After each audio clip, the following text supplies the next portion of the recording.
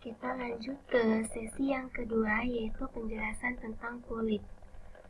Pada saat kita melakukan pemeriksaan fisik pada area kulit, kita harus melakukan observasi warna kulit.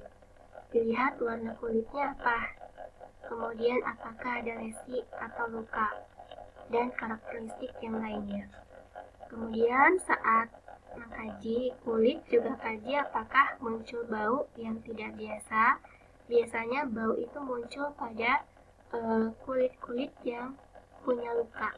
Misalnya pada pasien-pasien gangren dengan diabetes mellitus, nah itu mengeluarkan bau yang khas.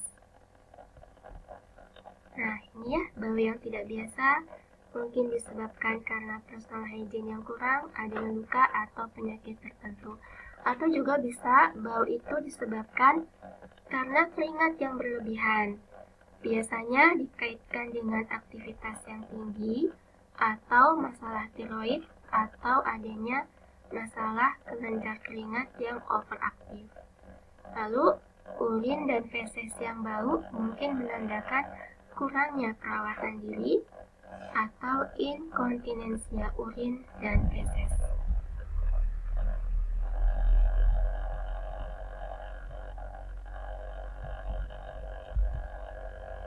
Nah, apa sih itu warna kulit ya? Warna kulit itu bervariasi tergantung pada usia, budaya, dan etnisnya. Area yang terekspos seperti tangan, wajah, leher, kalian bisa lihat itu biasanya lebih gelap warnanya daripada area yang tertutup oleh baju. Lalu telapak tangan, telapak kaki, juga bantalan kuku punya warna yang lebih terang dibandingkan dengan bagian kulit yang lainnya. Nah ini adalah variasi warna, deskripsinya, dan signifikansinya. Tugasnya mahasiswa adalah harus tahu pallor itu apa sih, gitu ya. Kemudian disebabkan oleh apa pallor itu harus tahu.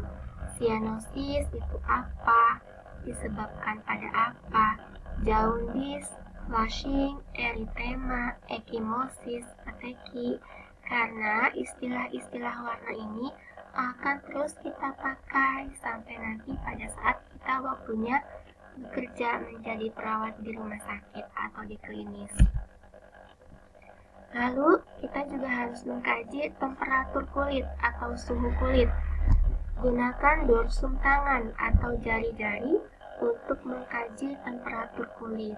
Ini yang hanya meletakkan jari-jari tangan ya. Beda lagi ketika kita mengkaji suhu tubuh pasien. Suhu tubuh pasien itu bisa kita kaji menggunakan termometer yang disimpan di ketiak atau di bawah lidah. Ya. Bandingkan temperatur pada tangan dan kaki, kemudian juga kita harus bandingkan antara kanan dan kiri tubuh. Kulit seharusnya terasa hangat. Temperatur biasanya mengikuti suhu ruangan dan tingkat aktivitas pasien. Jadi kalau ruangannya panas, biasanya tubuhnya juga ikutan panas. Kemudian kalau aktivitas pasiennya tinggi, biasanya badannya terasa lebih hangat. Nah, bila kulit pasien terasa hangat berlebihan, validasi dengan cek suhu tubuh. Validasi itu kita cek ulang dengan menggunakan termometer karena untuk memastikan apakah pasien itu ada demam atau tidak. Nah, lalu kondisi hipertiroid menyebabkan stimulasi metabolisme sehingga terjadi peningkatan temperatur kulit. Jadi metabolisme tubuhnya pada pasien-pasien hipertiroid itu lebih tinggi dibandingkan orang-orang normal lainnya, sehingga suhunya biasanya lebih tinggi dibandingkan dengan orang-orang normal lainnya. Terpapar dingin berlebihan juga bisa menyebabkan sirkulasi perifer yang menurun, akibatnya shock. Kalau tidak ditangani, pasien dengan dingin yang berlebihan bisa meninggal dunia. Lalu ini kelembaban kulit. Kulitnya kita pegang, kita tentukan apakah kulitnya itu hangat, lembab, atau kering. Kelembaban yang berlebihan biasanya disebabkan oleh hipertermia atau suhu tubuh demam ya, atau pada pasien dengan hiperaktif tiroid, kecemasan, atau hiperhidrosis, keringat berlebihan. Nah, kulit berminyak juga itu jenis kulit yang terlalu lembab, sering terlihat bersamaan dengan munculnya jerawat. Nah, kalau kulitnya kering, mungkin disebabkan karena dehidrasi atau gagal ginjal kronis, hipotiroidisme, kulit terbuka, terpapar kulitnya dengan udara luar yang berlebihan, atau kebersihan yang berlebihan. Misalnya sekarang kan lagi corona ya, suka basuh tangan dengan gel hand wash dalam bentuk gel. Itu kan kandungannya alkohol. Kalau kita terlalu sering tanpa adanya pelembab di dalam gel itu, maka kulit kita itu akan terasa kering ya. Nah, ini tekstur kulitnya. Normalnya kulit itu lembut ya. Nah, area kulit yang banyak terpapar menyebabkan kulit lebih kering dan teksturnya kasar. Contohnya, kulit pada sikut dan lutut. Lalu, kulit pada bayi dan anak kecil itu terasa lebih lembut. Lalu, pasien dengan hipertiroidisme dan gangguan endokrin lainnya menyebabkan kulitnya keras, kering, dan pecah-pecah. Gangguan sirkulasi seperti tidak adekuatnya sirkulasi arteri perifer menyebabkan kulitnya tipis, bahkan tidak ada rambut. Karena rambut itu muncul kalau kulit itu punya banyak vitamin, banyak gizi di dalam kulitnya, maka rambut itu bisa tumbuh. Sebaliknya, tidak adekuatnya sirkulasi pembuluh darah vena menyebabkan kulitnya tebal, kasar, dan hiperpigmentasi. Jadi masalah kulit ini muncul pada misalnya pada tadi ya, pasien gangguan ginjal kronis, gagal ginjal kronis. Turgor kulit ini yang banyak sekali akan ditemukan pada pengkajian pasien. Turgor kulit yang kita kaji adalah berupa elastisitas kulit. Nah, ini adalah data tentang status cairan pasien. Jadi hati-hati ketika mengkaji turgor kulit. Kenapa? Karena kita ingin mencari data akurat tentang kondisi cairan pasien. Ya. Nah, untuk mengkaji turgor itu bisa cubit kulit di atas klavikula. Sudah tahu ya klavikula di mana? Dan biarkan kulit kembali ke posisi semula. Normalnya, kulit akan kembali segera ke posisi asal. Tapi, kalau misalnya kembalinya lama, lebih dari 3 detik, mungkin merupakan tanda-tanda bahwa pasien itu mengalami dehidrasi, kurang cairan. Kemudian, elastisitas kulit juga menurun sesuai usia. Pada pasien lansia juga kulitnya akan turun kembali ke posisi awal juga akan lambat. Kalian harus lihat dulu pasiennya lansia atau tidak. Nah, pada pasien dengan edem atau bengkak, turgor kulit akan meningkat. Nah, sehingga dengan adanya tekanan menyebabkan kulitnya tidak bisa dicubit karena terlalu tegang. Banyak cairan di bawah kulit. Ya, seperti balon, kamu nggak bisa cubit balon yang full oleh udara yang tegang ya, karena tegang gitu. Sama dengan kulit. Nah, edem kulit ini, edema, bengkak gitu ya, edem. Jumlah cairan yang berlebihan di dalam jaringan. Ini sifatnya abnormal, tidak ada yang normal.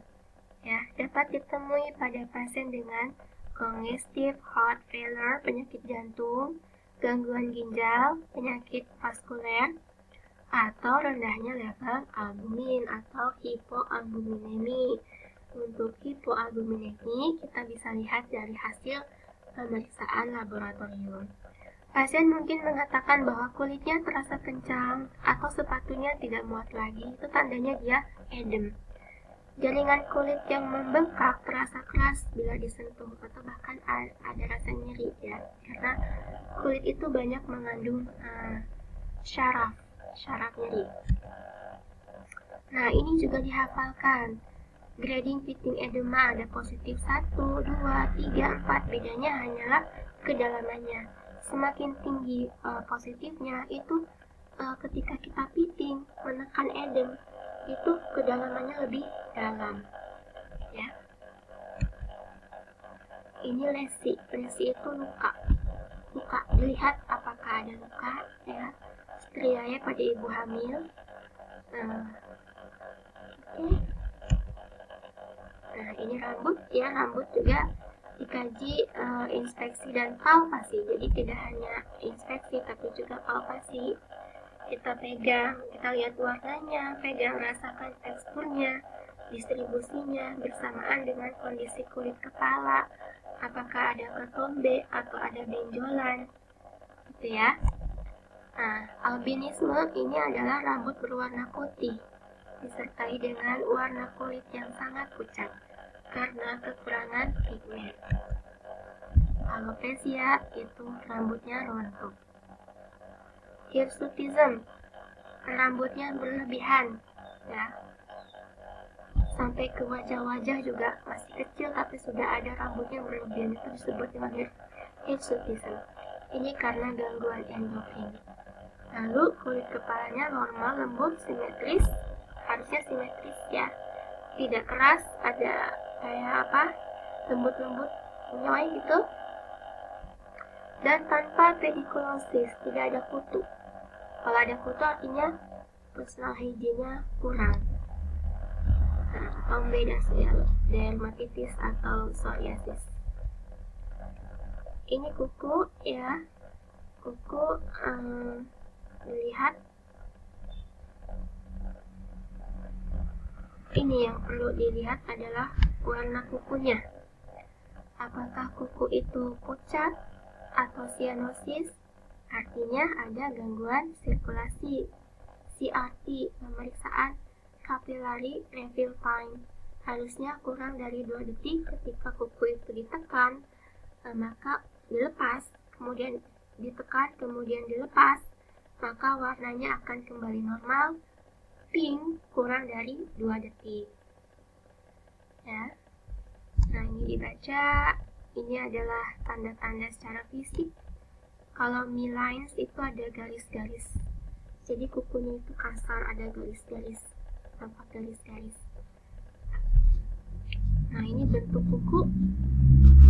Nah, ini yang disebut dengan clubbing pincer. Diperhatikan, ini yang normalnya ya, sudutnya itu seperti ini. Tapi kalau clubbing pincer itu sudutnya naik ke atas, lancip ke atas. Nah, seperti ini ya. Itu dikarenakan kurang oksigen dalam jangka waktu yang cukup lama. Atau ini nail picking itu kayak gini nih, jadi kukunya tuh rusak ya, entah mungkin dipotek-potek atau digigitin. Jadi kalau misalnya terlalu sering dipotek-potek tanpa membuang kuku tanpa gunting kuku, itu maka akan timbul kalus ya. Kalus itu adalah daerah yang mengeras di sekitar kuku. Oke, itu sesi yang kedua. Nanti kita lanjut sesi yang ketiga tentang kepala.